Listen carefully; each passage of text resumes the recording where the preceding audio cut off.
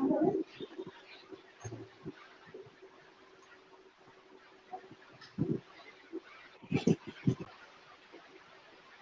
முகநூல் கூட்டத்தில் இணைந்துள்ள நண்பர்கள் அனைவருக்கும் என் இனிய மாலை வணக்கத்தை தெரிவித்துக் கொள்கிறேன். நண்பர்களே, இன்று நாம் அனைவருக்கும் தெரிந்த இந்திய மறுமலர்ச்சி இயக்கத்தின் சிற்பி, சீர்திருத்த இயக்கத்தின் முன்னோடி, வித்யாசாகர் என்று அழைக்கப்படும் ஈஸ்வர சந்திர வித்யாசாகர் அவர்களின் 200வது பிறந்த ஆண்டு அனுஷ்டித்துக் கொண்டிருக்கிறோம். இந்தியா முழுவதும் அகில இந்திய ஜனநாயக மாணவர் சங்கம், all India democratic students organisation, இந்த மறுமலர்ச்சி இயக்கத்தின் முன்னோடியான ஈஸ்வர சந்திர வித்யாசாகர் அவர்களின் பிறந்த தினத்தை இந்தியா முழுவதும் அனைத்து மக்களிடம் கொண்டு செல்கின்ற வகையிலே இது போன்ற பல நிகழ்ச்சிகளை எடுத்துக்கொண்டிருக்கிறது. அந்த வகையிலே தமிழ்நாடு அகில இந்திய ஜனநாயக மாணவர் சங்கமும் இந்த முகநூல் கூட்டத்தை ஏற்பாடு செய்திருக்கிறது. நண்பர்களே, ஈஸ்வர சந்திர வித்யாசாகர் நம்மளுக்கு ஒரு கல்வியாளர், கருணை கடல், மறுமலர்ச்சி இயக்கத்தின் சிற்பி, ஒரு மேதமை பொருந்திய ஒரு கல்வியாளர் என்று பல துறைகளில் அவரை நாம் அறிமுகப்பட்டிருக்கிறோம். அவரை இந்திய நாட்டிற்கு தெரிந்திருக்கிறது.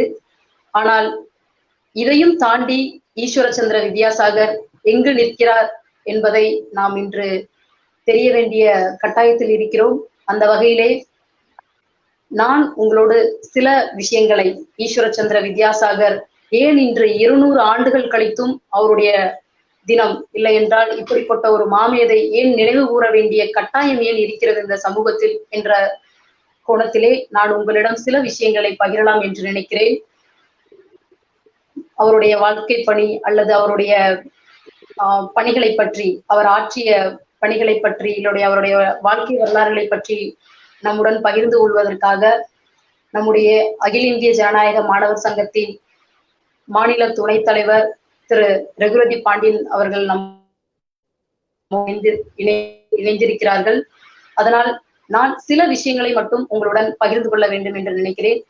நண்பர்களே, நான் ஒரு இந்திய நாட்டில் சிறந்த கவிஞர் என்று அழைக்கப்படும் ரவீந்திரநாத் தாகூர் அவர்களுடைய வார்த்தையிலே ஈஸ்வர சந்திர வித்யாசாகரை நான் இங்கு அறிமுகம் செய்ய வேண்டும் என்று நினைக்கிறேன். ஏனென்றால் அவர் வாழ்ந்த காலகட்டத்திலே, 19ஆம் நூற்றாண்டின் ஆரம்ப காலகட்டத்திலே இந்திய நாட்டின் கல்வியாக இருக்கட்டும், இல்ல சமூக நிலையாக இருக்கட்டும், எல்லாம் ஒரு இருண்ட கட்டத்திலிருந்து ஒரு அடியெடுத்து ஒரு வெளிச்சத்துக்கு வந்த ஒரு நிலை என்று சொல்லலாம். வெளிச்சத்தின் ஆரம்ப கட்டத்தில் வித்யாசாகர் தான் அந்த வெளிச்சத்தையும் இந்த நாட்டிற்கு காட்டுகிறார். அந்த வகையிலே ஒரு இருண்ட காலகட்டத்தில் இருந்த சமூக நிலையில் அன்று வாழ்ந்த கவிஞர்களாக இருக்கட்டும், பல்வேறு கவிஞர்கள், பல்வேறு உயர்ந்த மனிதர்கள், மாமனிதர்கள், கடவுளுக்கு நிகராக மதிக்கப்பட்ட நிறைய மனிதர்கள் கூட ஈஸ்வர சந்திர வித்யாசாகர் என்ற பெயருக்கு தலைவணங்கி இருக்கக்கூடிய ஒரு மிகப்பெரிய ஆளுமைதான் ஈஸ்வர சந்திர வித்யாசாகர். அந்த வகையிலே ரவீந்திரநாத் தாகூர் வித்யாசாகரை பற்றி ஒரு விஷயம் சொல்கிறார். அது என்ன என்று நான் உங்களிடம் பகிர்ந்து கொள்ள விரும்புகிறேன். வித்யாசாகரின் முக்கியமான குணச்சிறப்பு அவரது கருணை இல்லை, கல்வி அறிவும் இல்லை, அது அவரது அழியாத மனித தன்மையே ஆகும் அப்படின்னு ரவீந்திரநாத் தாகூர் ஒரு இடத்துல ஈஸ்வர சந்திர வித்யாசாகர் பற்றி பேசும்போது சொல்கிறார். இப்படிப்பட்ட மிகப்பெரிய ஆளுமைகள், இவர்களுக்கு இன்றளவும் ஈடு கொடுக்கக்கூடிய கவிஞர்களே இல்லாத ஒரு காலகட்டத்தில் அன்றே ரவீந்திரநாத் தாகூர் ஈஸ்வர சந்திர வித்யாசாகரை பற்றி ஒரு மிகப்பெரிய ஒரு வார்த்தைகளை கூறியிருக்கிறார் என்றால், ஈஸ்வர சந்திர வித்யாசாகரின் வாழ்க்கையும் அவருடைய பணிகளையும், ஏன் இப்படிப்பட்ட உயர்ந்த மனிதர்கள் கூட தலைவணங்கக்கூடிய ஒரு மனிதராக எப்படி வாழ்ந்தார், இந்த என்ன விஷயங்களை அவர் செய்தார் இந்த நாட்டிற்கு அப்படி என்கிற விஷயங்களை நாம் தெரிந்து கொள்ள கடமைப்பட்டிருக்கிறோம். நான் வித்யாசாகரை பார்ப்பது, அதாவது இந்த சமூகம் வெறும் அவரை கல்வியாளராகவும் ஒரு சீர்திருத்தவாதியாகவும் மத சீர்திருத்தவாதியாகவும் இல்லை என்றால் கல்வியில் நிறைய மாற்றங்களை கொண்டு வந்தார், இலக்கியங்களிலே நிறைய மாற்றங்களை கொண்டு வந்தார் என்றெல்லாம் நிறைய பேர் பேசிக் கொண்டிருக்கிறார்கள். ஆனால் உண்மையாக அவருடைய மனிதத்தன்மைக்காகத்தான் இன்றளவும் ஈஸ்வரச்சந்திர வித்யாசாகர் அவர்களை நாம் நினைவு கூர்ந்து கொண்டிருக்கிறோம். அந்த வகையிலே சில நிகழ்வுகளை உங்களிடம் நான் பகிர வேண்டும் என்று நினைக்கிறேன். ஒரு முறை ஈஸ்வரச்சந்திர வித்யாசாகர் 1865 என்று நினைக்கிறேன், வங்காளத்தில் பிறந்த ஒரு வங்காளத்தின் சிற்பி என்று சொல்வார்கள், வங்காளத்தின் சீர்திருத்தவாதி என்று ஈஸ்வரச்சந்திரரை சொல்வார்கள். 1865 என்று நினைக்கிறேன், மழை இல்லாத ஒரு பஞ்ச காலகட்டத்திலே ஏன் அவரை மனிதநேயவாதி அல்லது அவருடைய மனிதத்தன்மை என்ற விஷயத்திற்காக நாம் நினைவு கூறப்பட்டுக் கொண்டிருக்கிறோம் என்று சொல்லுவதற்காக நான் இந்த விஷயத்தை நான் உங்களோடு பகிர நினைக்கிறேன். 1865 ஈஸ்வரச்சந்திர வித்யாசாகர் சமஸ்கிருத கல்லூரிகளில் பணியாற்றி கொண்டிருக்கும் போது பஞ்சம், வறட்சி, அதாவது மழை இல்லாத ஒரு காலகட்டத்தில் பஞ்சம் வந்துடுவதால் அங்கிருந்த ஏழை மக்கள், சாதாரண விவசாய குடும்பங்கள் இவர்கள் எல்லாம் தங்களுடைய உடைமைகளை கூட விற்று உணவு உண்ண வேண்டிய ஒரு நிலை இருந்த போது ஒரு கட்டத்தில் மக்கள் ஊரை விட்டே வெளியேற வேண்டிய ஒரு சூழ்நிலைக்கு மக்கள் ஆளாகி நிற்கிறார்கள். அப்பொழுது ஈஸ்வரச்சந்திர வித்யாசாகர் அதை மிகவும் வருத்தத்துடன் வேதனையோடு அந்த நிகழ்வை பார்க்கிறார். அப்பொழுது தன்னுடைய சொந்த பேராசிரியராக பணியாற்றி கொண்டிருக்கும் போது அவருடைய அந்த சம்பளத்திலே சொந்தமாக அதாவது ஏழை மக்களுக்கு உணவளிக்க வேண்டும், அவர்கள் ஒருவேளை உணவுக்கு கூட திண்டாட வேண்டிய ஒரு சூழ்நிலை என்பது நம்ம நாட்டிலே இருந்து கொண்டிருக்கிறது என்ற அந்த விஷயத்திற்காக மனம் நொந்து அவர் ஒரு கம்யூனிட்டி கிச்சன்னு சொல்லுவாங்க, எல்லா மக்களும் யாரெல்லாம் உணவு இல்லையோ, யாருக்கெல்லாம் உறைவிடம் இல்லையோ அவர்கள் எல்லாம் இங்கு உணவருந்தி விட்டு சும்மா கஞ்சி காய்ச்சி கொடுக்கறதுன்னு சொல்லுவாங்க. வங்காளத்துல இருந்த அவ்வளவு நிறைய மக்களுக்கு அவரு அந்த உணவளிக்கக்கூடிய ஒரு வேலையை கூட செஞ்சுட்டு இருந்தாரு. அங்க உணவு சாப்பிடக்கூடியவங்க கர்ப்பிணி பெண்கள் கூட அங்க வந்ததாலாம் அவருடைய வாழ்க்கை வரலாற்றுல இருந்து நம்ம தெரிஞ்சுக்கிறோம். அப்ப அவர்களுக்கு என்று சிரத்தை எடுத்து இவர்களுக்கு என்று ஒரு சத்தான உணவுகளை சமைத்து கொடுக்க வேண்டிய தேவை என்பது இருக்கிறது என்று அதையும் ஈஸ்வரச்சந்திர வித்யாசாகர் செய்தாரு. அது ரொம்ப காலம் நீடிக்குது. அந்த பஞ்சம் என்பது ரொம்ப காலம் நீடிக்கும் போது ஈஸ்வரச்சந்திரர் என்ன செய்யறாரு அப்படின்னா, அங்க பார்க்கும்போது அங்க சாப்பிடக்கூடிய பெண்கள், அங்க தங்கியிருக்கக்கூடிய பெண்களுக்கெல்லாம் குழந்தைகளுக்கெல்லாம் தலையில எண்ணெயே வைக்க முடியாம அந்த அளவுக்கு அவங்க அந்த வறுமை என்பது வாட்டி வதைத்து கொண்டிருக்கக்கூடிய ஒரு சூழ்நிலையில் அந்த பெண்களுடைய முடிய எண்ணெய் இல்லாம சிக்கு பிடிச்சு போய் இருக்குது. அன்றைய கட்டத்துல அந்த காலகட்டத்துல பெண்களோட முடி அந்த சிக்காயிடுச்சு அப்படின்னா வேற மாதிரியான நிலைகளுக்கெல்லாம் அவங்க எடுத்து செல்லப்படுவாங்க. அப்ப அதை உணர்ந்த ஈஸ்வரச்சந்திர வித்யாசாகர் இந்த குழந்தைகளுக்கு, இந்த பெண்களுக்கெல்லாம் எண்ணெய் வாங்கி கொடுத்து வாரம் 2 முறை எண்ணெய் வைப்பதற்கான ஒரு ஏற்பாடையும் அவர் செய்ய வேண்டிய சூழல் என்பது அங்க நிகழ்து. அப்ப நிறைய பேர் அங்க வேலை செய்யக்கூடிய அந்த சமைத்து போடக்கூடிய இடங்கள்ல வேலை செய்யக்கூடியவர்கள் இவர்கள் கீழ் ஜாதியை சார்ந்தவர்கள், இவர்கள் நம் இனத்தை சார்ந்தவர்கள் இல்லை என்று அவர் பக்கத்தில் போவதற்கு கூட தயங்குகின்ற ஒரு நிலையில் ஈஸ்வரச்சந்திர வித்யாசாகர் இதை பார்த்து தானே எண்ணெயை கையில் ஊற்றி அந்த பெண்கள் குழந்தைகளுடைய தலையிலெல்லாம் வச்சு அந்த சிக்கலை எடுத்து விடுறாரு. அப்ப இதை பார்த்த அங்கு வேலை செய்யக்கூடிய அந்த சமையல் வேலை பண்ணக்கூடிய இல்ல மற்ற ஊழியர்கள் எல்லாம் பார்த்து வெக்கி தலை முடிகிறாங்க. ஒரு மிகச்சிறந்த இல்லைன்னா வாய்வரத்தியாக இல்லைன்னா இன்னைக்கு நம்ம பார்க்கக்கூடிய ஒரு உயர்ந்த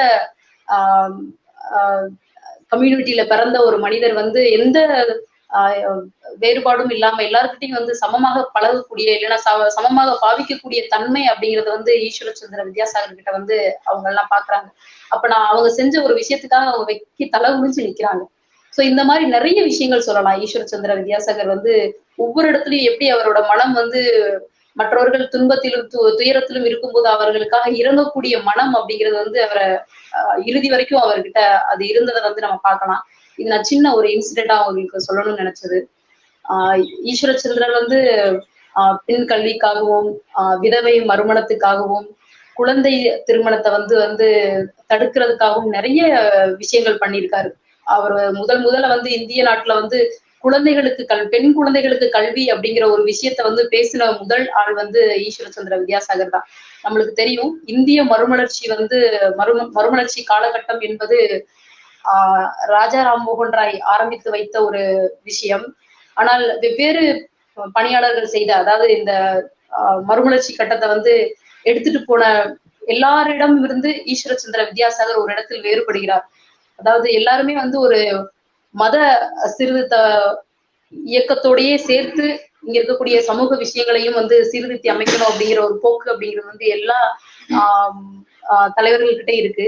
ஆனா ஈஸ்வர சந்திர வித்யாசாகர் தான் வந்து எப்படி மதத்தை இந்த சீர்திருத்தங்கள்ல இருந்து மதத்தை எப்படி பிரிப்பது என்ற விஷயத்தை பண்ணினவர் வந்து வித்யாசாகர் தான். அப்ப அதாவது ஜனநாயகமான விஷயங்களை இல்லைன்னா கல்வி வந்து எப்படி மதங்களுக்கு அப்பாற்பட்டு இருக்கணும், சமூக விஷயங்களை நம்ம பார்க்கும்போது வந்து இந்த மத விஷயங்கள் வந்து எப்படி எடுத்து பாக்குறது அப்படிங்கிற விஷயங்கள்லாம் வந்து சரியாக பண்ணவர். அந்த மறுமலர்ச்சி காலகட்டத்தை இந்திய மறுமலர்ச்சி கட்டம் வந்து ஒரு உச்சநிலைக்கு போனது அப்படிங்கிறது வந்து ஈஸ்வர சந்திர வித்யாசாகரோட பணியில தான் வந்து இருக்கு.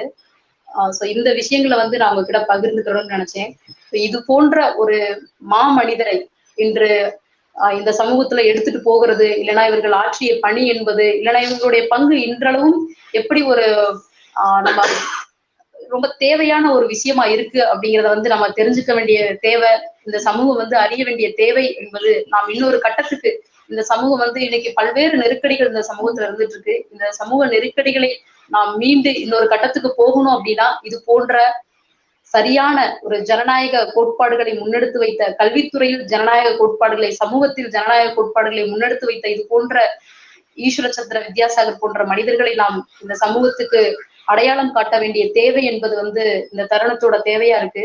அந்த வகையிலே அவரை நினைவு கூறுவதற்கு நாம் எல்லாம் கடமைப்பட்டிருக்கிறோம் என்று கூறிக்கொண்டு என்னுடைய இந்த உரையை முடித்துக் கொள்கிறேன்.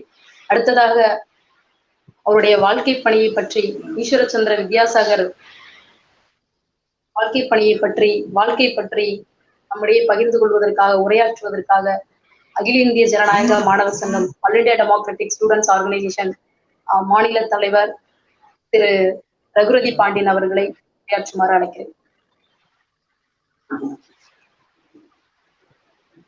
அனைவருக்கும் இனிய மாலை வணக்கம்.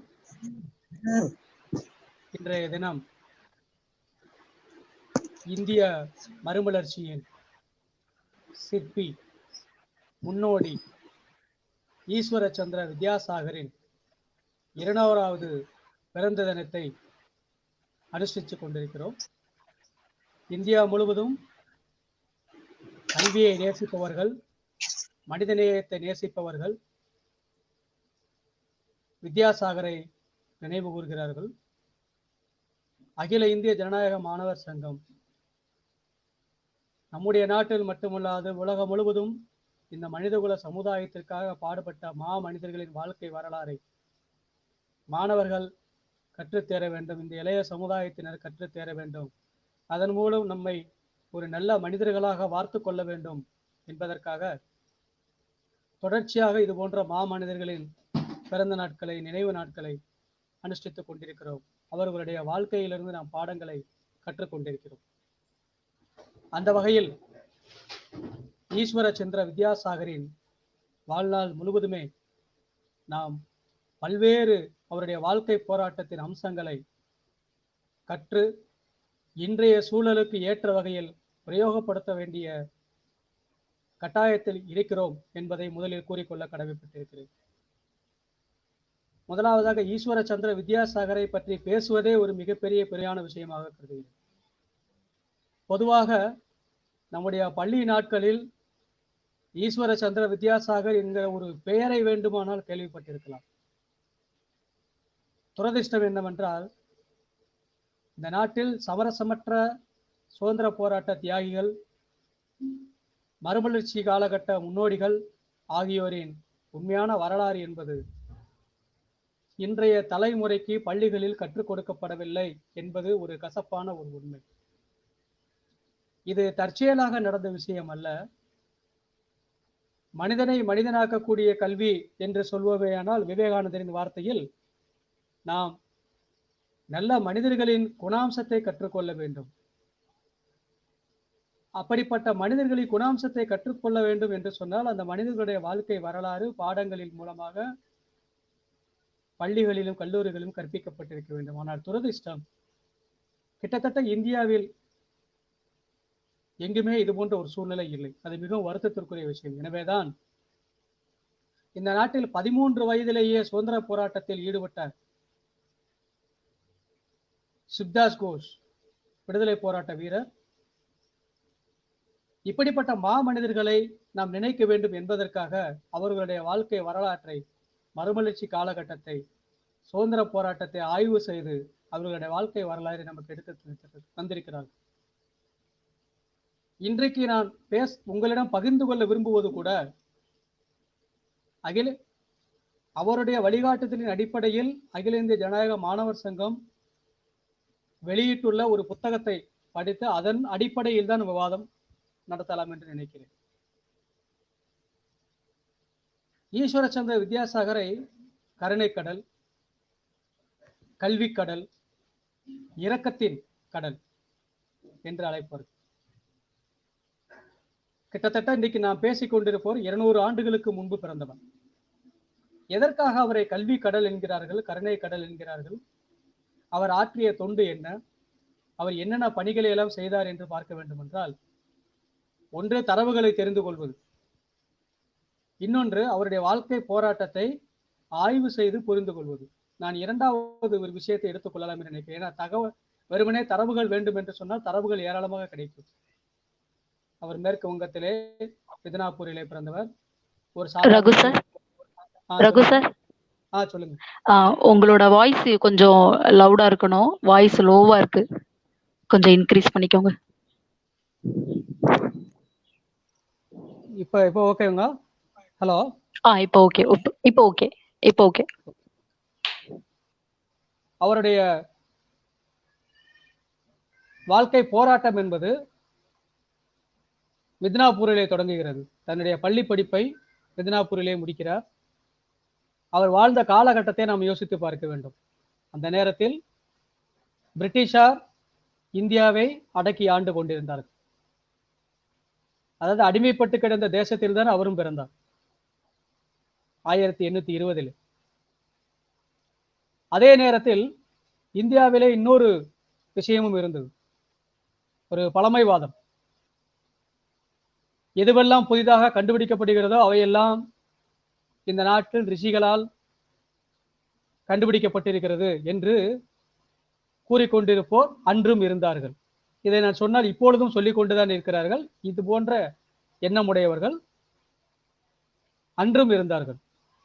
இன்னொரு தரப்பினர் இங்கே எதுவுமே இல்லை என்று கூறிக்கொண்டிருந்தார்கள். இப்படிப்பட்ட ஒரு காலகட்டத்தில், சமூக பின்னணியில் தான் ஒரு அடிமைப்பட்டு கிடந்த தேசத்தில் ஒரு சாதாரண ஏழை குடும்பத்திலே, உயர் ஜாதி என்று கூறக்கூடிய குடும்பத்திலே பிறந்தவர்.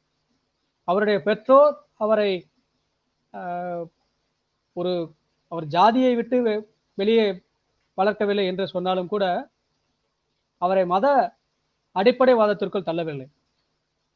அது ஒரு கொஞ்சம் அவருக்கு கொஞ்சம் சுதந்திரத்தை கொடுத்தது.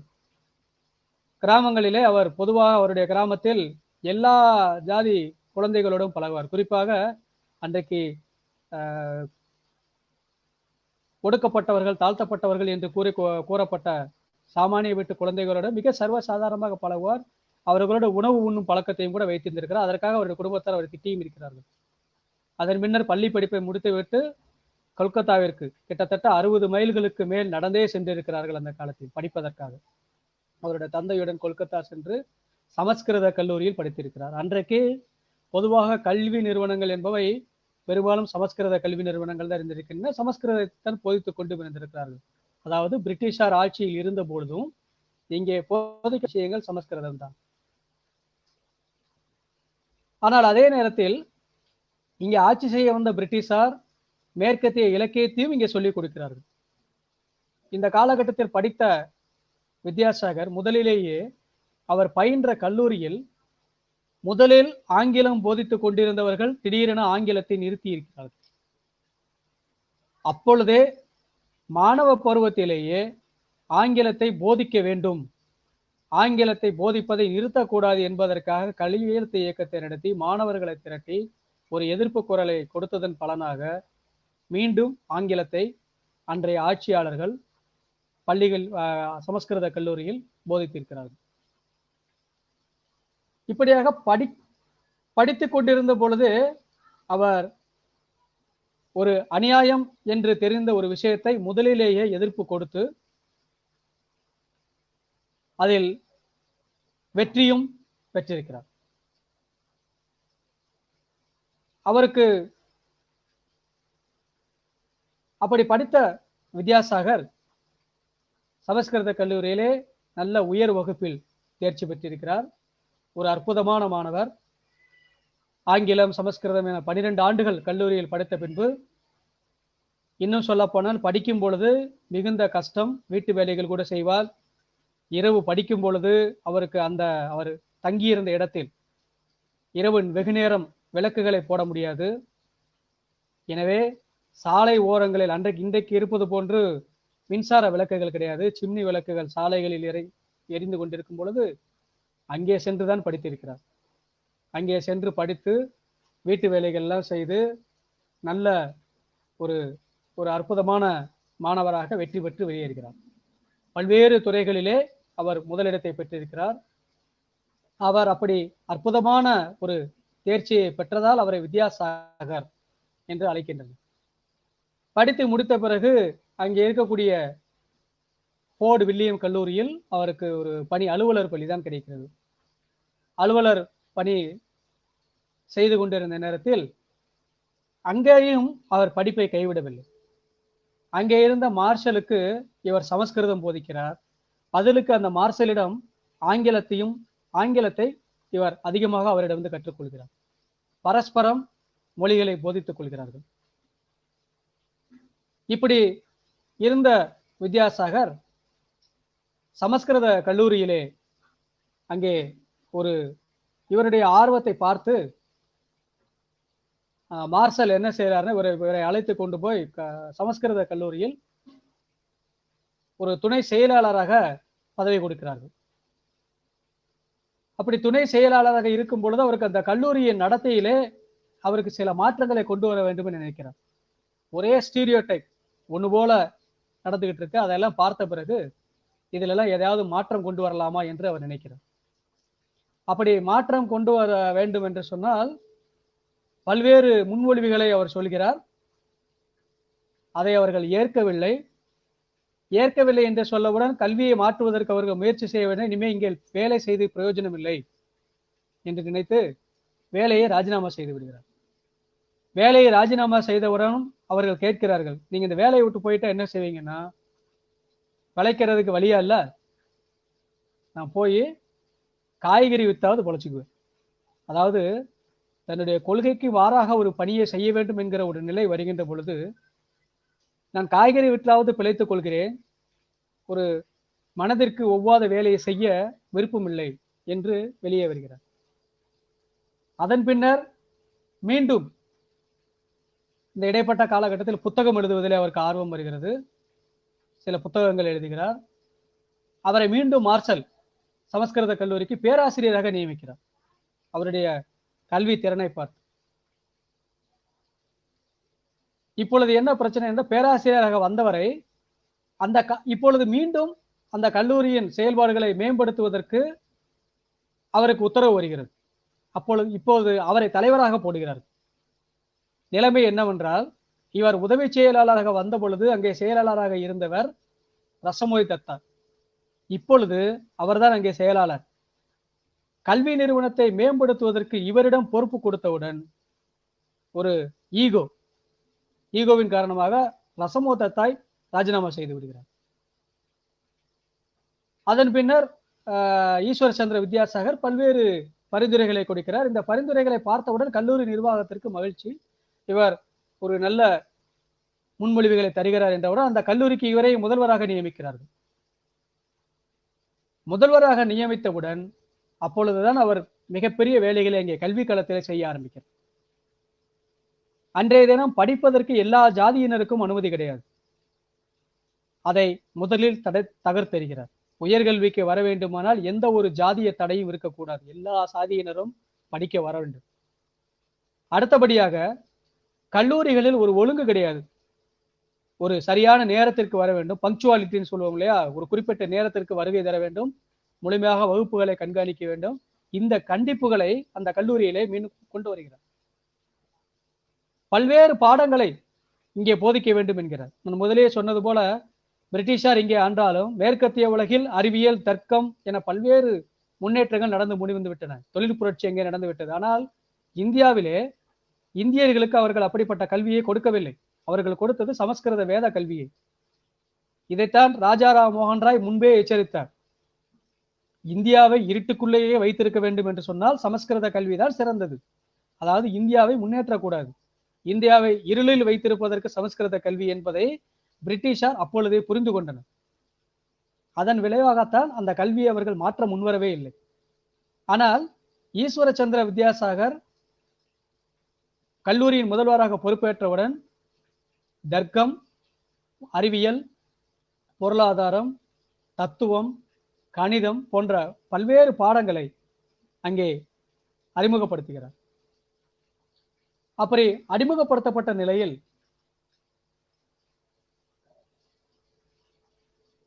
மாணவர்கள் சிறப்பாக அங்கே படித்துக் கொண்டிருக்கிறார்கள். இந்த நிலையில்தான் இந்த சமஸ்கிருத கல்லூரியினுடைய செயல்பாடுகளை ஆய்வு செய்வதற்காக பிரிட்டிஷார் ஒரு குழுவை அமைத்தார்கள். அந்த குழுவிற்கு இன்னொரு சமஸ்கிருத கல்லூரியின் தலைவராக இருந்த பாலண்டைன் வருகிறார். அவர் ஒரு பரிந்துரைகளை தருகிறார். அதாவது அன்று ஜான் ஸ்டூவர்ட் மில்லினுடைய தர்க்கம் பற்றிய புத்தகம் முழுமையாக முதலில் போதிக்கப்பட்டது. இவர் என்ன பரிந்துரை கொடுக்கிறார்னா, முழுமையாக போதிக்க வேண்டிய அவசியம் இல்லை, அதற்கு பதிலாக பெர்க்லேயின் என்கொயரி என்ற புத்தகத்தை சொல்லிக் கொடுக்கலாம் என்று கூறுகிறார். இதில் விசேஷம் என்னவென்றால், இந்த பெர்க்லேயின் புத்தகத்தை, இது ஒரு மாயவாத கோட்பாடு. பெர்க்லேயின் புத்தகம் அவருடைய தத்துவம் ஒரு நீங்கள் கற்பனை செய்து கொண்டால் உலகம் இருக்கிறது, இல்லாவிட்டால் இல்லை என்பதை போன்ற ஒரு கருத்தை கொண்டது. அவருடைய புத்தகத்தை பிரிட்டிஷாரை அங்கே மதிப்பதில்லை. ஆனால் அந்த புத்தகத்தை இங்கே போதிக்க வேண்டும். ஆனால் அதே நேரத்தில் தர்க்க ரீதியாக சிந்திக்க வேண்டும் என்று கூறிய மில்லின் பாட புத்தகத்தில் சுருக்கத்தை மட்டும் போதிக்கலாம் என்கிறார். இதை வித்யாசாகர் கடுமையாக எதிர்க்கிறார். இதை ஏற்றுக்கொள்ள முடியாது. மில்லின் புத்தகத்தை இந்திய மாணவர்களுக்கு முழுமையாக போதிக்க வேண்டும். அது மட்டுமல்ல, பிரிட்டிஷாரிடம் இன்னொரு விஷயம் இருந்தது. அதாவது மத அடிப்படையில் இந்தியாவில் உள்ள பிற்போக்குத்தனத்திற்கும் பிரிட்டிஷார் இடத்துல ஐரோப்பாவில் உள்ள பிற்போக்குத்தனத்திற்கும் ஒரு ஒற்றுமையை பார்க்கிறார்கள். இந்திய நியாய அமைப்பிற்கும் ஐரோப்பாவின் முறையான தர்க்கத்திற்கு ஒரு பிணைப்பு இருக்கிறது என்றெல்லாம் கூட சொல்லிக் கொண்டிருக்கிறார்கள். அப்படிப்பட்ட காலகட்டத்தில் வித்யாசாகர் இதை எதிர்க்கிறார். இது மதசார்பற்ற கோட்பாட்டுக்கு எதிரானது என்பதை அவர் புரிந்து கொள்கிறார். அப்பொழுதுதான் வித்யாசாகர் மதச்சார்பின்மை கோட்பாட்டை புரிந்து கொள்கிறார். மதச்சார்பின்மை என்று சொன்னால் இந்தியாவிலே துரதிருஷ்டவசமாக தவறாக புரிந்து கொள்ளப்பட்டு விட்டது. எல்லா மதத்தையும் சமமாக அங்கீகரிப்பது என்று திரிக்கப்பட்டு விட்டது. உண்மையில் மதசார்பின்மை என்றால் மதம் என்பது தனிப்பட்ட நபர்களின் விருப்பம். அதை அரசாங்கம் அதில் எந்த விதத்திலும் தலையிடாது. கல்விகளில், பள்ளிக்கூடங்களில், கல்லூரிகளில் உண்மை என்று ஏற்கப்படாத எதையும் போதிக்கக்கூடாது. உண்மை என்று ஏற்கப்படாத எதையும் உண்மை என்று போதிக்கக்கூடாது. கற்பனை வளங்கள் வேறு இருக்கலாம், ஆனால் அவற்றை உண்மை என்று போதிக்கக்கூடாது. ஆனால் இங்கே என்ன நடக்கிறது என்றால், கற்பனாவாத விஷயங்களை உண்மை என்று கூறி கல்வியிலே போதிக்க முயற்சி செய்கிறார்கள். அப்பொழுது அதை கடுமையாக எதிர்க்கிறார். எதிர்ப்பது அவ்வளவு சாதாரண காரியம் அல்ல. பிரிட்டிஷார் கல்லூரிகளில் பிரிட்டிஷாரும் முதல்வர்களாக இருக்கிறார்கள், கல்லூரி பேராசிரியர்களாக இருக்கிறார்கள். அதில் ஒரு இந்தியர் முதல்வராக இருக்கிறார் என்றால் முழு மரியாதையோடு அவரை பணி செய்ய முடியாது. அவருக்கு பல்வேறு இடையூறுகளும் இருக்கும். அந்த அரசியலும் தாண்டிதான் அவர் பணி செய்ய வேண்டும். அப்படிப்பட்ட சூழ்நிலையில் மில்லின் புத்தகத்திற்கு பதிலாக பெர்க்லேயின் புத்தகத்தை சேர்ப்பது நன்மையை காட்டிலும் தீமையை அதிகம் விளைவித்துவிடும், எனவே அதை சேர்க்கக்கூடாது என்று கூறுவதோடு, சாங்கியமும் வேதாந்தமும் தவறான தத்துவங்கள் என்பதில் எனக்கு எந்த சந்தேகமும் இல்லை என்கிறார். அவர் வேதம் படித்தவர், சமஸ்கிருதம் பயின்றவர். வேதங்களை அற்புதமாக படித்த பின்புதான் அவர் சொல்கிறார் அவை தவறான தத்துவங்கள், அவற்றை கற்றுக் கொடுப்பதால் எந்த பலனும் இல்லை. அதே நேரத்தில் ஹிந்துக்களுக்கு இந்த சாங்கியங்கள் மீது பல்வேறு உயர்ந்த மரியாதை இருக்கிறது. அப்படியான இதை புறக்கணித்து விட்டால் வேறு விதமான விளைவுகள் ஏற்படும் என்று நினைத்த வித்யாசாகர் அதற்கு மாற்றாக என்ன செய்ய வேண்டும் என்று சொல்லும். இங்கு சமஸ்கிருதத்தை போதித்துக் கொள்ளுங்கள், அது ஒன்று பரவாயில்லை, இருக்கட்டும். ஆனால் அதே நேரத்தில் ஐரோப்பாவில் முன்னேறி இருக்கக்கூடிய தர்க்கங்களை போதியுங்கள். அந்த தத்துவத்தை நீங்கள் போதிப்பதன் மூலமாக மாணவர்கள் உண்மையை புரிந்து கொள்ளட்டும். மோதல் ஏற்படட்டும், மாணவர்கள் உண்மையை புரிந்து கொள்ளட்டும். அந்த உண்மையின் அடிப்படையில் அவர்கள் செயல்பட வேண்டும் என்கிறார். இதுதான் ஒரு விஞ்ஞானபூர்வ அணுகுமுறை. ஒரு விஷயத்தை போதிக்க கூடாது என்று அவர் சொல்லவில்லை. ஏன்னா அப்படி சொன்னால் அங்கே பல சிக்கல்கள் ஏற்படும் என்று அவருக்கு தெரியும். தெரிந்த காரணத்தினால் சமஸ்கிருதத்தை போதிக்கின்ற அதே நேரத்தில் மேற்கத்திய உலகில் உள்ள ஒரு உயர்ந்த தர்க்கம், கணிதம், தத்துவம், அறிவியல் போன்ற பாடங்களை போதிக்க வேண்டும் என்று வாதிடுகிறார். அந்த வாதம் ஒரு மிகப்பெரிய ஒரு அந்த அந்த கருத்து, அவருடைய அந்த கருத்து இன்றும் ஒரு மிகப்பெரிய வழிகாட்டி. இன்றைக்கு கூட புதிய தேசிய கல்விக் கொள்கை, அதை புதிய கொள்கை என்று சொல்லக்கூடாது, தேசிய கொள்கை வரைவு, தேசிய கல்விக் கொள்கை 2019 வந்த பொழுது கூட ஒரு வார்த்தை இருக்கிறது, உண்மை என்று ஏற்றுக்கொள்ளாத விஷயங்களை கூட போதிக்கலாம் என்று இருக்கிறது. கற்பனைகள் எல்லாம் உண்மை என்று போதிக்க வேண்டும் என்று நினைக்கிறார்கள். எதற்காக ஈஸ்வர சந்திர வித்யாசாகர் போராடினாரோ, பிரிட்டிஷ்காரர்கள் காலத்தில் என்ன இருந்ததோ அதை எதிர்த்து எப்படி போராடினாரோ அப்படிப்பட்ட ஒரு விஷயத்தை மீண்டும் கொண்டுவதற்கு நவீன காலத்தில் இன்று மீண்டும் அதே முயற்சிகள் நடைபெற்றுக் கொண்டிருக்கின்றன. இது ஈஸ்வர சந்திர வித்யாசாகர் கல்விக்கு ஆற்றிய ஒரு மிகப்பெரிய ஒரு தொண்டு. அது ஒரு வழிகாட்டுதல். இதோடு அவர் நிற்கவில்லை. பள்ளி பாடங்களை போதிக்க வேண்டும் என்று சொன்னால் அன்றைக்கு உள்ளூர் மொழி, அன்றைக்கு வங்க மொழியிலே பாடப்புத்தகங்கள் இல்லை. அவரே அமர்ந்து எழுதுகிறார். வங்க மொழியில் போதிப்பதற்கு ஆசிரியர்கள் வேண்டும். அதற்காக ஆசிரியர் பள்ளிகளை திறந்து ஆசிரியர் பயிற்சி பள்ளிகளை ஊக்குவிக்கிறார். ஒரு அறைகோல் விடுக்கிறார், நமக்கு ஆங்கிலமும் பெங்காலி மொழியும் தெரிந்த ஆசிரியர்கள் தேவை. அவர் வங்கத்திலே வாழ்ந்ததால் பெங்காலி மொழியை கூறுகிறார். தெரிந்த ஆசிரியர்கள் தேவை. அதே நேரத்தில் மத பிடியிலிருந்து விடுபட்டவர்களாக இருக்க வேண்டும். அதாவது பிற்போக்குத்தனத்தில், முன் அபிப்பிராயத்திலிருந்து விடுபட்டவர்கள், நேர்மறையாக சிந்திக்கக்கூடியவர்கள் வேண்டும் என்று எதிர்பார்க்கிறார். அப்படிப்பட்ட ஆசிரியர்களை உருவாக்கும் பொறுப்பையும் அவர் ஏற்றுக்கொள்கிறார். இதுதான் வித்யாசாகர் கல்வி போராட்டத்தை தொடங்கிய விஷயம். அதோடு நிற்கவில்லை, அது ஒரு தொடக்கம்தான். அதற்கு பின்பு, அதாவது நான் தனித்தனியாக கூறினாலும் பல விஷயங்கள் உள்ளே இருக்கின்றன. அவர் வெறுமனே கல்வியில் மட்டும் கவனம் செலுத்தவில்லை. மற்றொரு புறம் நமக்கெல்லாம் தெரியும், ராஜாராம் மோகன் ராய் சதி என்னும் உடன்கட்டை ஏறும் பழக்கத்தை ஒழிப்பதற்காக கடுமையாக போராடினார். அந்த காலத்தில் இன்றைக்கு பாரம்பரியம் என்று சொல்கிறார்கள். ஒரு காலத்தில் ஒரு பாரம்பரியம் இருந்தது. பிஞ்சு வயதிலேயே பெண் பிள்ளைகளை கட்டி கொடுத்து விடுவார்கள், திருமணம் முடித்து வைத்து விடுவார்கள். வயதானவர்களுக்கு கூட. அந்த வயதான நபர் இறந்து விட்டால் பின்னாலே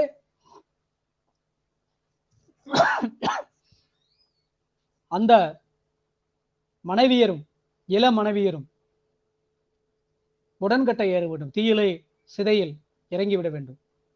மிக கடுமையான ஒரு கொடூரமான சம்பவங்கள் நடைபெற்றுக் கொண்டிருந்த காலம். அதுவும் இந்தியாவில் இருந்த பாரம்பரியம் தான்.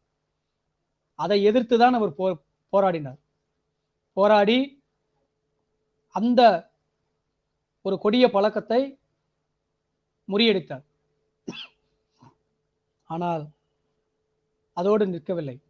உடன்கட்டை ஏறும் பழக்கம் முடிவடைந்து விட்டது. துரதிர்ஷ்டம் என்னவென்றால் சமூகத்தில் ஏராளமான இளம் விதவைகள் இருக்கிறார்கள். விதவைகளுக்கு மறுமணம் செய்ய இங்கே அனுமதி இல்லை. ஆண்கள் எத்தனை திருமணம் வேண்டுமானாலும் செய்து கொள்ளலாம். ஆனால் மனைவி, பெண்கள் என்பவர்கள் கணவன் இறந்து விட்டால் கூட, இன்னும் சொல்ல போனால் குழந்தை திருமணங்கள் நடைபெற்று 10 வயது 12 வயது குழந்தைகள் கூட கணவன் இறந்து விட்டார் என்பதற்காக அவர்கள் இறக்கும் முறையில் நடைபெணமாகத்தான் வாழ வேண்டும். ஒன்று முறை தவறி வாழ வேண்டும், இல்லாவிட்டால் நடை பிறந்து வாழ வேண்டும். அவர்களுடைய தந்தை அல்லது உடன் பிறந்த சகோதரர்களின் அனுசரணையில் தான் வாழ வேண்டும். அவர்களால் ஒரு ஒரு கௌரவமான வாழ்க்கையை வாழ்வதற்கு இந்த சமூகத்திலே இடமில்லை. இதை பார்க்கின்ற பொழுது வித்யாசாகரால் தாங்கிக் கொள்ள முடியவில்லை. இந்த சமுதாயத்திலே பெண் பிள்ளைகளுக்கு இப்படிப்பட்ட கொடூரம் நடப்பதா? எதற்காக இந்த கொடுமை? நம் முன்னால் இளம் பெண்கள் இப்படி நடைபெணமாக நடப்பதை வேடிக்கை பார்க்கலாமா என்று அவருடைய மனம் ஆடுகிறது. இது நடைபெற்றுக் கொண்டிருக்கிற அதே சமயத்தில் தான் அவர் கல்வி போராட்டத்தையும் நடத்துகிறார். கல்வி போராட்டத்தை பொறுத்தமட்டில் ஏராளமான பள்ளிகளை தொடங்குகிறார். பெண் பிள்ளைகளுக்கு கல்வி வேண்டும். அன்றைக்கு பெண் பிள்ளைகளுக்கு படிக்க அனுமதி இல்லை. அவர்கள் படிக்க வேண்டும் என்று சொன்னால் தனியாக பள்ளிகளை தொடங்க வேண்டும் என்று முயற்சி செய்கிறார். ஏனென்றால் ஆண்களோடு சேர்ந்து படிப்பதற்கு வாய்ப்பில்லை. அதற்காக அவருடைய ஒரு வெல்விஷர் என்று சொல்லக்கூடிய ஒருவருடன் சேர்ந்து ஒரு பள்ளிகளை திறக்கிறார். ஒரு பள்ளியை திறக்கிறார். ஆனால் அங்கே சேருவதற்கு பெண் பிள்ளைகள் இல்லை. பெற்றோர்கள் பிள்ளைகளை அனுப்ப பயப்படுகிறார்கள். ஏனென்றால் அன்றைய சமுதாயம் அந்த அளவுக்கு பிற்போக்குத்தனமானது. பெண் பிள்ளைகள் படித்தால் சமுதாயம் சீரழிந்து விடும் என்பதுதான் அன்றைய நம்பிக்கை. அப்படிப்பட்ட நிலையில் அவர்கள் படிக்க வைப்பதற்காக ஒரு பள்ளியை திறந்து அவருடைய இன்னொரு நண்பரின் 2 பெண் பிள்ளைகளை இந்த பள்ளியிலே சேர்க்கிறார். படிப்படியாக கிராமமாக நூற்றுக்கணக்கான கிராமங்கள் சென்று அங்குள்ள மக்களிடம் பேசி அவர்கள் எல்லாம் படிக்க வைக்க வேண்டும் என்கிறார். அதாவது சமுதாயத்தில் கல்வி அறிவை கொடுத்தால் மட்டும்தான் சமூகத்திலே மாற்றங்களை கொண்டு வர முடியும் என்ற அடிப்படையில் அனைவருக்கும் கல்வி வேண்டும் என்று கடுமையாக பாடுபடுகிறார். அப்படி பாடுபடக்கூடிய சமயத்தில் பிரிட்டிஷாரிடம் கோரிக்கை வைத்து இவர்களுக்கெல்லாம் பள்ளிகளை நடத்துவதற்கு நிதி கொடுங்கள் என்று கேட்கிறார். பிரிட்டிஷாரும் முதலில் சம்மதித்து விட்டார்கள், நிதி அளித்தார்கள். ஆனால் ஒரு குறிப்பிட்ட காலகட்டத்திற்கு பிறகு நிதி அளிக்க மறுத்து விட்டார்கள். அதாவது சமூகத்திலே விழிப்புணர்வு வருகிறது என்று தெரிந்தவுடன் பிரிட்டிஷார் சுதாரித்துக் கொள்கிறார்கள். உடனே பள்ளிகளுக்கு அளித்த நிதியை நிறுத்தி விட்டார்கள். ஆனால் முன்வைத்த காலை பின்வைக்கும் பழக்கம் வித்யாசாகருக்கு எப்போதுமே கிடையாது. பாரதியார் சொல்வாரே, உச்சி மீது வானிடிந்து வீழுகின்ற போதிலும் அச்சமில்லை என்பாரே, அதுபோல எப்படிப்பட்ட துன்ப துயரங்களை அனுபவித்தாலும் தான் எடுத்து வைத்த நியாயமான விஷயங்களில் ஒருபோதும் பின்வாங்க மாட்டேன் என்று ஒரு விடாப்பிடியான மனப்பான்மை உடையவர் வித்யாசாகர். ஊராக சென்று மக்களிடம் கையேந்துகிறார். இந்த பிள்ளைகளை படிக்க வைக்க நிதி தாருங்கள். இவர் வேலை செய்கிறார். மீதி நேரங்களில் மக்களை ஆற்றுகிறார். தனக்கு கிடைத்த பணம் அத்தனையும் உதவிகளுக்கே பயன்படுத்துகிறார். கல்வி உதவிகளுக்கு பயன்படுத்துகிறார். இந்தியாவில் நவீன காலகட்டத்தில் பெண் கல்விக்கு வித்திட்டவர் என்று சொன்னால் அது வித்யாசாகர் தான். என்ன வேதனையான விஷயம் என்று சொன்னால் பலமுறை நினைத்து பார்த்திருக்கிறேன். இன்றைய பெண் பிள்ளைகளிடம் நாம் போய் கேட்டோமே என்று சொன்னால் அவர்கள் எவ்வளவு வேண்டுமானாலும் படித்திருக்கட்டும். இந்தியாவிலே அது ஆசிரியர்களாக இருந்தாலும் சரி, விஞ்ஞானிகளாக இருந்தாலும் சரி, வேதனையான விஷயம் என்று சொன்னால் பெண் கல்விக்காக குரல் கொடுத்த வித்யாசாகரை அதிகமானோருக்கு தெரியவில்லை. மிகுந்த வேதனையான விஷயம். அது மட்டுமல்ல, இந்த கல்வியை கொடுக்கின்ற அதே நேரத்தில் விதவை பெண்கள் மறுமணம் செய்வதற்கு ஒரு போராட்டத்தை முன்னெடுக்கிறார். அது அன்றைக்கு அவ்வளவு சாதாரணமான விஷயம் அல்ல. கடுமையான வசவு. சமுதாயத்தில் அந்த உயர் ஜாதி என்று கூறிக்கொள்பவர்கள் இந்து மதத்தை இழிவுபடுத்துகிறார், இந்து சம்பிரதாயங்களை கேள்விக்குள்ளாக்குகிறார் வித்யாசாகர் என்று அவமானப்படுத்துகிறார்கள், கேவலமாக சித்தரிக்கிறார்கள். அவரை எவ்வளவு தூரம் அவமானப்படுத்த வேண்டுமோ அவமானப்படுத்தினார்கள். ஏன், மெலிந்த தேகம் உடைய அவரை அடிக்க கூட செய்தார்கள். எல்லாவற்றையும் தாங்கிக் கொண்டு அத்தனை பெண்களின் மறுவாழ்வுக்காக போராடினார். அப்படி போராடிய பொழுது மக்களின் ஆதரவும் தேவை. அவருக்கு புரிந்து விட்டது இவர் இந்த பெண்களை மீட்டெடுக்க வேண்டும் என்று. ஆனால் சமூகத்திலே ஆதரவு இல்லை என்று சொன்னால் வெற்றி வராது. அதற்காக மக்களிடம் புரிய வைக்க வேண்டும் என்று சொன்னால் மக்களிடத்திலே இது வேதத்திற்கு எதிரானது, மதத்திற்கு எதிரானது என்ற ஒரு கோட்பாட்டை பதித்து வைத்திருக்கிறார்கள். அவர்களை எப்படி நம்ப வைப்பது? அந்த மக்கள் எல்லாம் சடங்கு சம்பிரதாயங்களை ஊறி கிடக்கிறார்கள். வேதத்தின் அடிப்படையில் தான் இப்படி இருக்கிறது என்று சொல்லும் பொழுது அந்த மக்களை எப்படி மீட்டு கொண்டு வருவது என்று யோசிக்கும் பொழுது அவர் சமஸ்கிருத நூல்களை புரட்டுகிறார். எங்காவது இதற்கான வாய்ப்பு இருக்கிறதா என்று பார்க்கும் பொழுது ஒரு நூலை பிடித்து விடுகிறார். அதிலே பெண்கள் மறுமணம் செய்யலாம், கணவன் இறந்து விட்டால், கணவன் சன்னியாசி ஆகிவிட்டால், உபயோகமற்றவனாக ஆகிவிட்டால், நடத்தை கெட்டவனாக இருந்தால் பெண்கள் மறுமணம் செய்து கொள்ளலாம் என்று இருக்கிறது. அதை பிடித்துக் கொள்கிறார். ஏனென்றால் மக்களை நம்ப வைப்பதற்கு இது போதும். அதை வைத்து புத்தகம் எழுதுகிறார். புத்தகம் எழுதி மக்களிடையே ஆதரவை திரட்டுகிறார். கையெழுத்து இயக்கம் நடத்தினார். முதலில் கிட்டத்தட்ட ஒரு 1000 பேரிடம் கையெழுத்து இயக்கம் நடத்தி பிரிட்டிஷாரிடம் சமர்ப்பித்து சட்டத்தை கொண்டு வருகிறார் 1856. ஹிந்து பெண்கள் விதவை மறுமண சட்டம். பிரிட்டிஷார் ஏதோ இந்தியாவில் மாற்றத்தை கொண்டு வருவதற்கு அந்த சட்டத்தை கொண்டு வரவில்லை. ஆட்சியாளர்கள் எப்பொழுதுமே அப்படி ஒரு விஷயத்தை கொண்டு வருவதில்லை. ஆனால் மக்கள் சமூகத்திலே நடைபெற்ற போராட்டம் ஆட்சியாளர்களை அந்த சட்டத்தை கொண்டு வர தூண்டியது. அது மட்டுமல்ல, சட்டம் வந்து விட்டது. ஜூலை மாதம், அது ஜூலை 26, 1856 சட்டம் வந்து விட்டது. ஆனால் மறுமணம் நடக்க வேண்டுமே. சமுதாயத்தில் பெண்களும் ஒத்துக்கொள்ள வேண்டும், பெற்றோரும் ஒத்துக்கொள்ள வேண்டும், அதற்கு ஆண்களும் மறுமணம் செய்ய சம்மதிக்க வேண்டும். கிட்டத்தட்ட ஒரு 5-6 மாதங்கள் கழித்து டிசம்பரில் தான் முதல் விதவை மறுமணம் நடக்கிறது. அதன் பின்னர் ஒவ்வொரு திருமணமாக விதவை மறுமணங்கள் நடக்கின்றன. அவருடைய மகன் கூட ஒரு இளம் விதவையை மணந்து கொள்ள சம்மதிக்கிறார். தகப்பன் என்கிற முறையில் வித்யாசாகருக்கு மிகுந்த மகிழ்ச்சி, தன்னுடைய மகனே ஒரு இளம் விதவையை மணந்து கொள்ள சம்மதித்திருக்கிறார் என்று. ஆனால் துரதிர்ஷ்டம், தன்னுடைய ஒரே மகன் அந்த விதவை பெண்ணை முறையாக கவனிக்கவில்லை. அவரை துன்புறுத்துகிறார், அவரை கைவிடுகிறார் என்று தெரிந்த மாத்திரத்தில் ஆழ்ந்த வேதனை விடுகிறார். வேதனை மட்டுமல்ல, மகனை தூக்கி எறிந்தார். தன்னுடைய கொள்கைக்காக தன்னுடைய மகனை தூக்கி எறிந்துவிட்டு தன்னுடைய சொத்துக்களுக்கு மருமகளை வாரிசாக்கிவிட்டார்.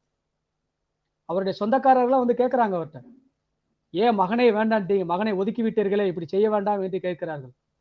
நண்பர்களே, இது ஒரு மிக மாணவ நண்பர்கள் நாம் இதை புரிந்து கொள்ள வேண்டிய மிக அவசியம். அப்பொழுது சொல்லுகிறார், என்னுடைய கொள்கைக்காக, உயர்ந்த லட்சியத்திற்காக என்னுடைய உயிரையும் கொடுப்பேன். சொல்வது மட்டும் எதை வேண்டுமானாலும் இழப்பேன். என் உயிரை கொடுக்கவே துணிந்து விட்டேன். என் உயிரை கொடுக்கவே துணிந்தேனா என் மகனை இழக்க நான் துணிய மாட்டேனா?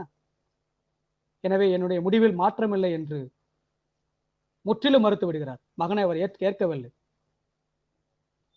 அநியாயம் என்று தெரிந்தவுடன், தன் மகனே ஒரு அநியாயம் செய்கிறார் என்றவுடன் அதை அதோடு சமரசம் செய்து கொள்ளாமல்,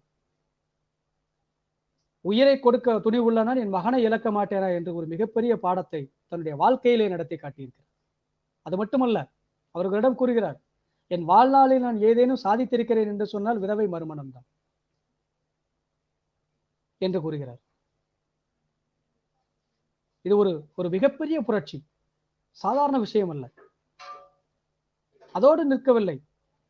செல்வி அவர்கள் கூறியது போல, எங்கெல்லாம் மக்கள் ஏழ்மையில் வாழ்கிறார்களோ அவர் போகின்ற பொழுது கையிலே ஹோமியோபதி மருந்து மாத்திரைகளை வைத்திருப்பாராம். அவற்றை கொண்டு செல்வது யாராவது உடல் நல குறைவாக இருந்தால் அவர்களுக்கு ஹோமியோபதி மாத்திரை இலவசமாக கொடுப்பார். உதவி என்று யாரேனும் கேட்டு வந்தால் அவர்களை அழைத்து தன்னிடம் இருக்கக்கூடிய பணத்தை கொடுத்து உதவுவார். ஏராளமானோருக்கு உதவி இருக்கிறார்.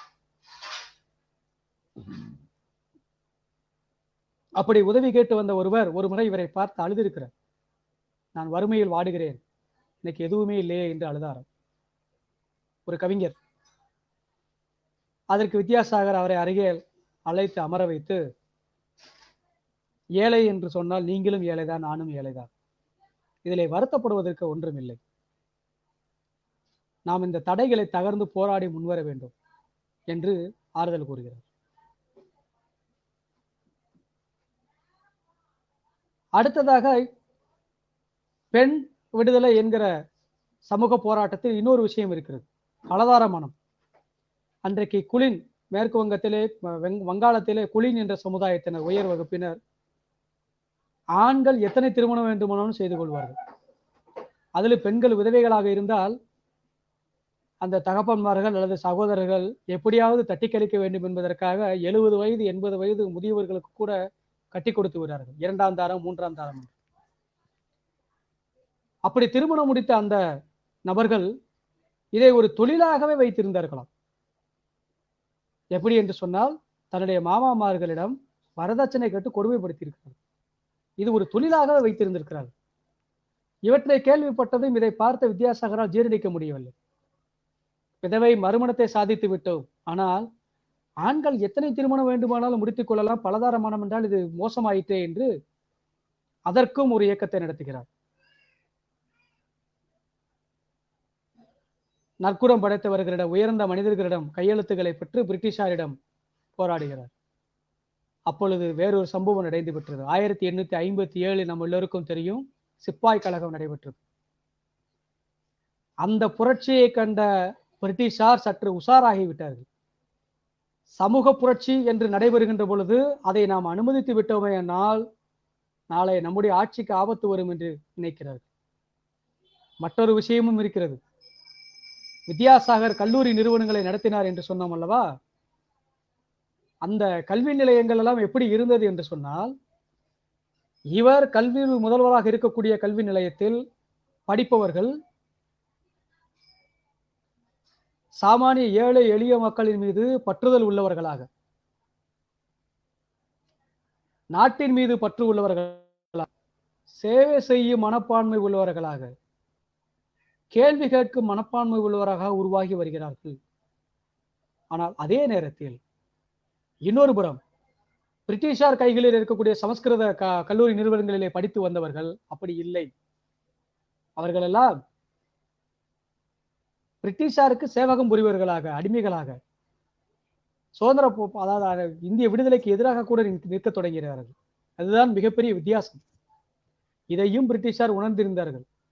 வித்யாசாகர் சமூக புரட்சியை நடத்தி கொண்டிருக்கிறார் என்று சொன்னால் அது இப்படியே தொடருமே என்று அனுமதித்து விட்டோம் என்று சொன்னால் நிச்சயமாக அது என்றாவது நமக்கு ஆபத்து வரும் என்று நினைக்கின்ற பிரிட்டிஷார் 1857 சிப்பாய் கழகத்திற்கு பிறகு ஈஸ்வரச்சந்திர வித்யாசாகர் நடத்திய அந்த இயக்கத்திற்கு, அதாவது ஆண்கள் பலதார மனங்கள் புரிவதை தடுக்க வேண்டும்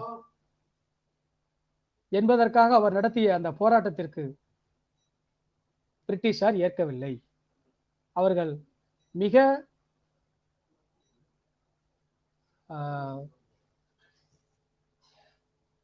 சாதுரியமாக அந்த சட்டத்தை ஏற்பதற்கு மறுத்துவிட்டார்.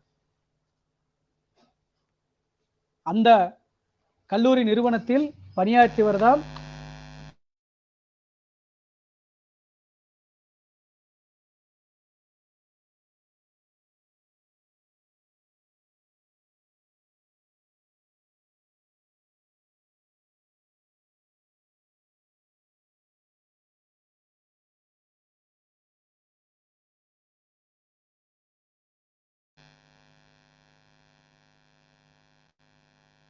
காங்கிரஸ் இயக்கத்தின் தலைவராகவும் வந்தார், சுரேந்திரநாத் பானர்ஜி.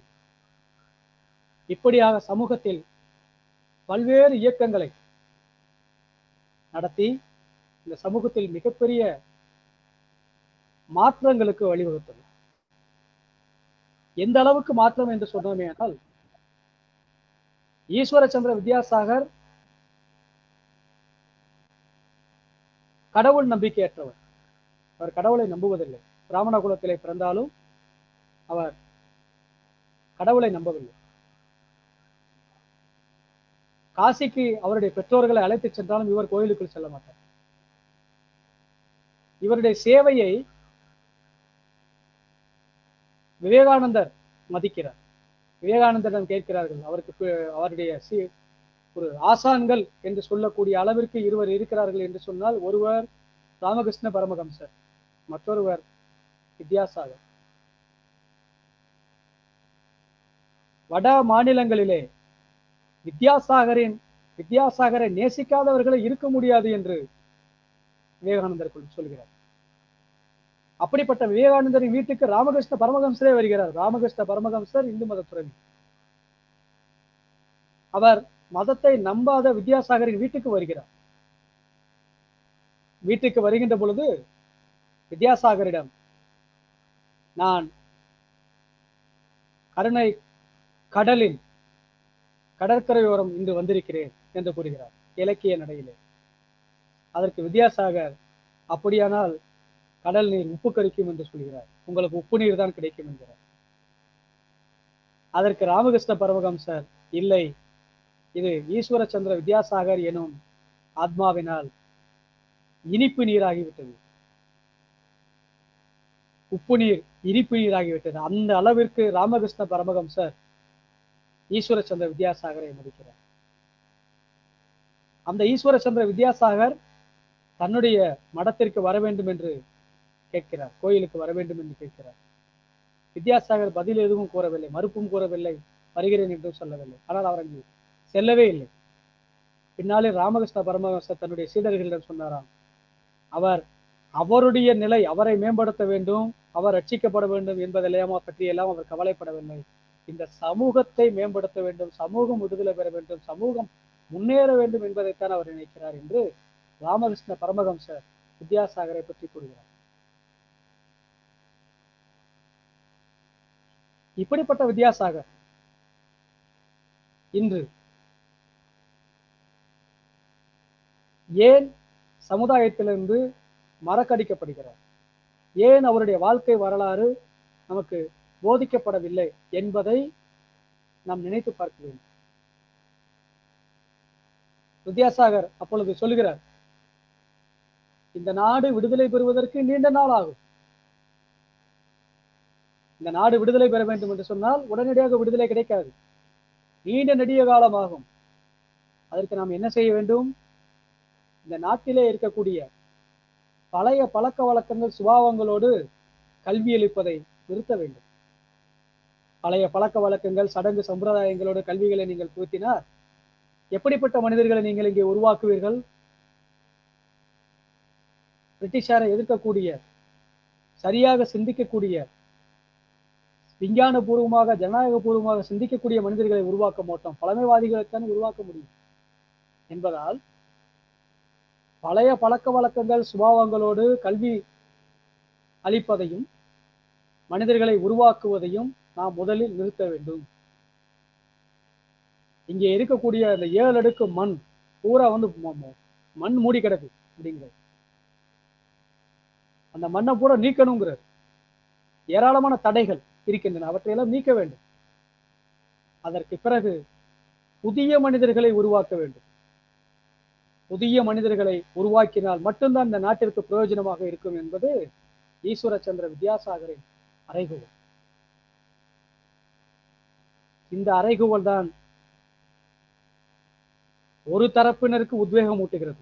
நாடு முன்னேற வேண்டும். இந்த நாட்டிலே நாம் சொல்லுகிறோமே வருங்கால தூண்கள்,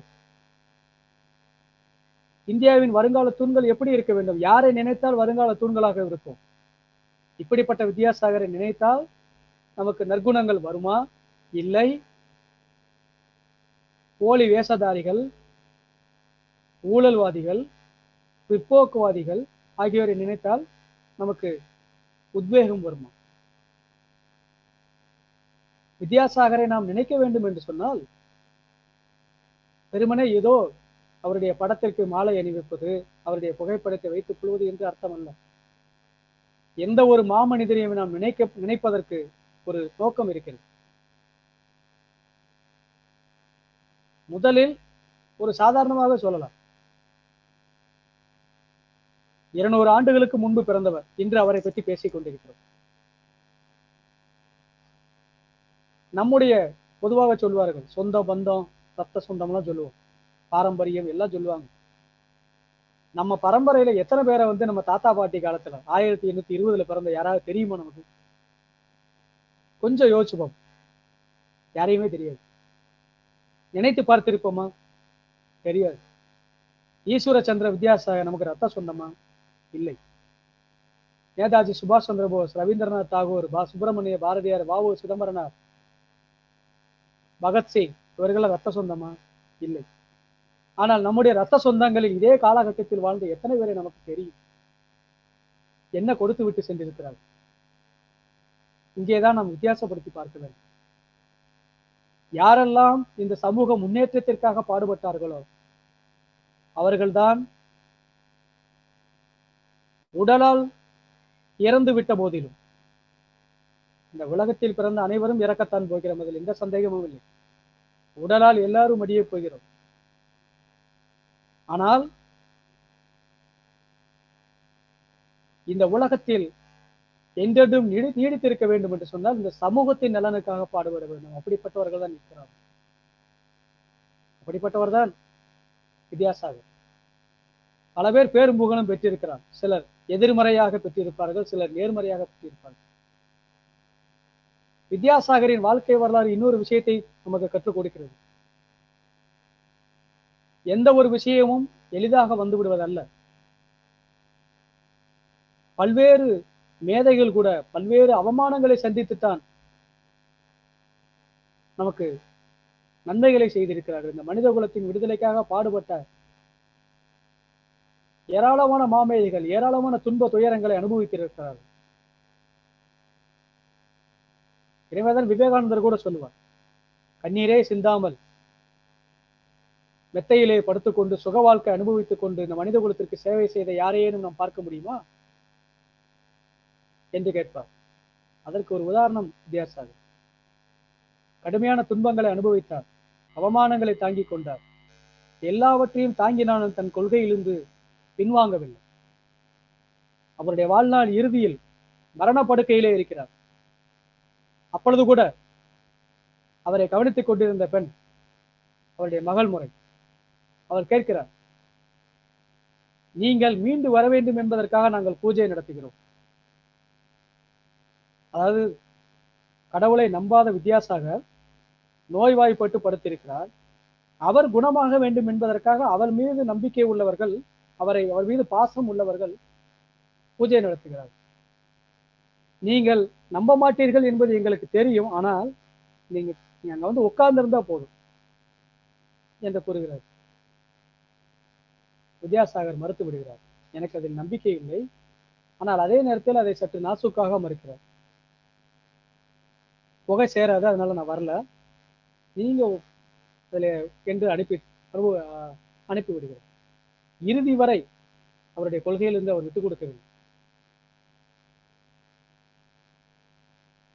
இவர்கள் எல்லாம் இன்று மறக்கடிக்கப்பட்டு விட்டார். நாம் யாரிடமிருந்து மனித குணத்தை பெறுவது? பள்ளி பாடங்களிலே இவர்கள் பாடங்கள் இல்லை. எனவேதான் இப்படிப்பட்ட மாமனிதர்களை நாம் மறந்து விட்டோம் என்று சொன்னால் இவர்கள் தான் வேர், இந்த சமுதாயத்திற்கு வேர். இந்த சமுதாயம் மரமாக வளர வேண்டும் என்று சொன்னால் நமக்கு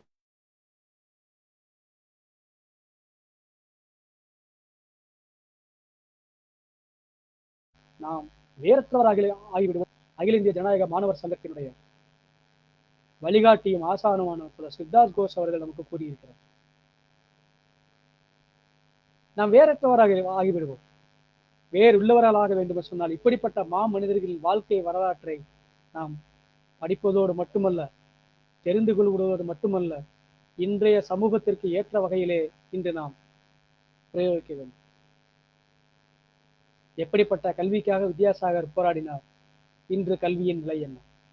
அந்த வித்யாசாகரின் பிறந்த நாள் அன்றே மதச்சார்பற்ற கோட்பாட்டிற்கு சாவு மணி அடிப்பதற்காக எந்த பிற்போக்குத்தனத்திற்கு எதிராக வித்யாசாகர் போராடினாரோ அந்த பிற்போக்குத்தனத்தை மீண்டும் கொண்டு வருவதற்காக, அனைவருக்கும் கல்விக்காக, எப்படிப்பட்ட கல்விக்காக வித்யாசாகர் போராடினாரோ, காசிருந்தால்தான் கல்வி என்று சொல்லுகின்ற வகையில் கல்வியை இலவசமாக கொடுக்க வேண்டும் என்று போராடிய வித்யாசாகரின் பிறந்த தினத்தில் கல்வியை உலக சந்தையாக்குகிறோம் என்ற நினைப்பில், மனிதனை மனிதனாக்குகின்ற கல்விக்காக போராடிய வித்யாசாகரின் பிறந்த நாளிலே மனிதனை இயந்திரமாக ஆக்கக்கூடிய ஒரு கல்விக் கொள்கையை, இன்றைய ஆட்சியாளர்கள் கொண்டு வருகிறார்.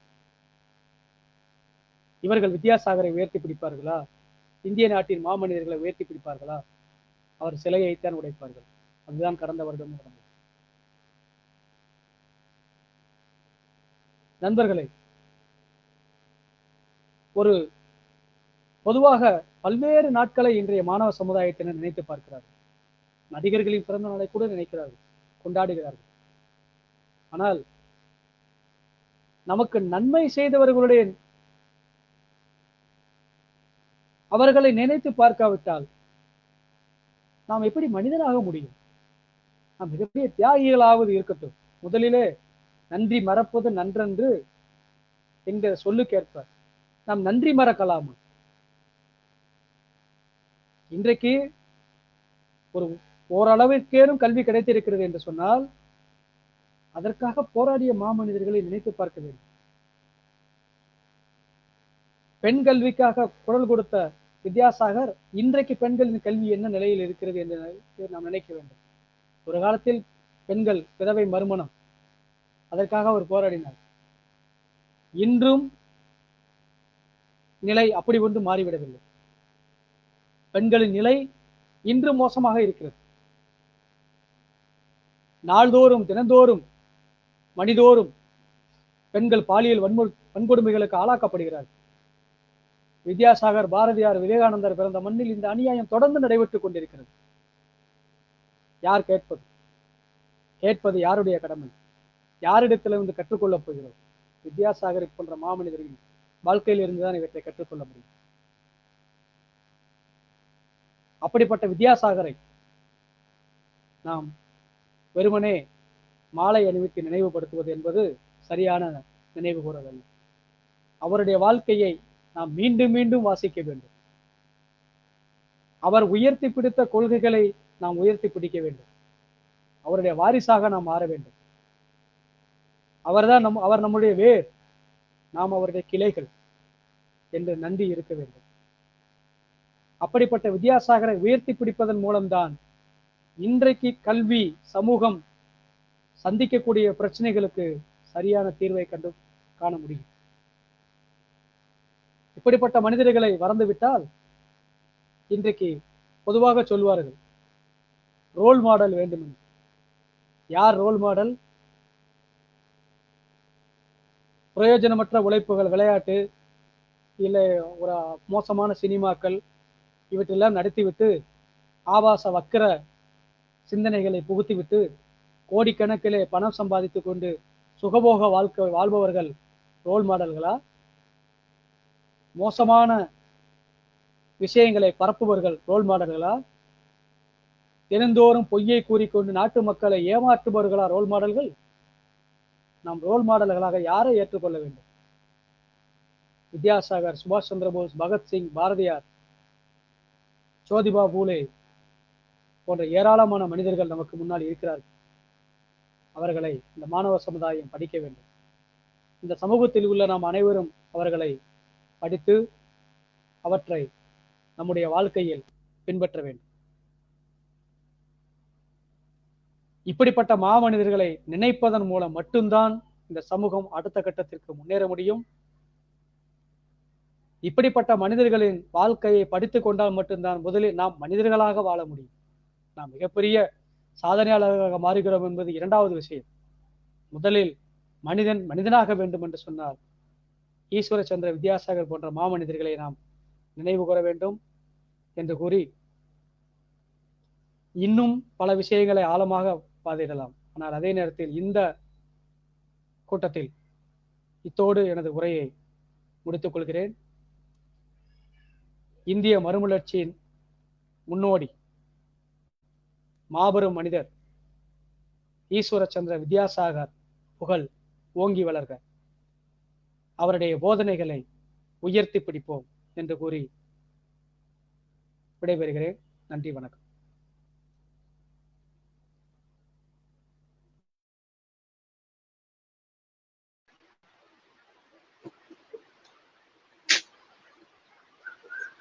ஈஸ்வர சந்திர வித்யாசாகர் அவர்களின் வாழ்க்கை வரலாற்றை எடுத்து கூறிய இன்றைய காலகட்டத்தின் வித்யாசாகரின் தேவையை உணர்த்திய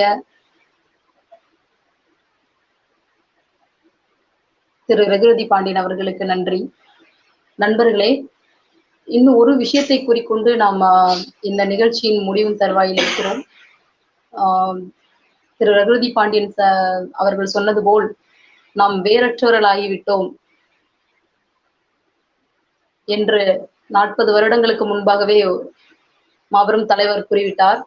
ஆகவே இன்றைய சூழ்நிலையில், இன்றைய நெருக்கடியான காலகட்டத்தை நாம் வென்று வர வேண்டும் என்றால், இந்த மனித சமூகம் வெளிவர வேண்டும் என்றால், இப்படிப்பட்ட மனிதர்களை நாம், அவருடைய வாழ்க்கையை நாம் எப்படி அவர்கள் உண்மையை தேடுவதற்கான ஒரு போக்கில் இருந்தார்களோ, அந்த உண்மையான தேடல் என்பது இப்படிப்பட்ட மனிதர்களிடமிருந்து தான் நாம் கற்றுக்கொள்ள முடியும். ஆகவே இது போன்ற உன்னதமான உயர்ந்த மனிதர்களின் வாழ்க்கையை நாம் கற்றுணர வேண்டிய தேவை என்பது இருக்கிறது. ஒரு மிகப்பெரிய ஒரு கவிஞர், எழுத்தாளர் சொல்லிய ஒரு சிறு வாசகத்துடன் நான் இந்த நிகழ்ச்சியை நிறைவு செய்யலாம் என்று நினைக்கிறேன். மைக்கேல் மதுசூதன் என்ற ஒரு கவிஞர் ஈஸ்வரச்சந்திர வித்யாசாகரை பற்றி, வித்யாசாகரை நான் நம்மில் முதல் மனிதராக கருதுகிறேன் அப்படின்னு சொல்லியிருக்காரு. அப்படி இந்த சமூகத்தின் மாற்றத்திற்கு ஒரு முதல் படியாக நாம் அவரை கைக்கொள்ள வேண்டும் என்று கூறிக்கொண்டு இந்த முகநூல் கூட்டத்தை முடித்துக் கொள்கிறேன். இந்த முகநூல் கூட்டத்திற்கு வந்து ஈஸ்வரச்சந்திர வித்யாசாகர் அவர்களின் 200வது ஆண்டு பிறந்த தினத்தை அனுஷ்டிக்கும் இந்த கூட்டத்தில் கலந்து கொண்ட அனைத்து நண்பர்களுக்கும் நன்றி, வணக்கம்.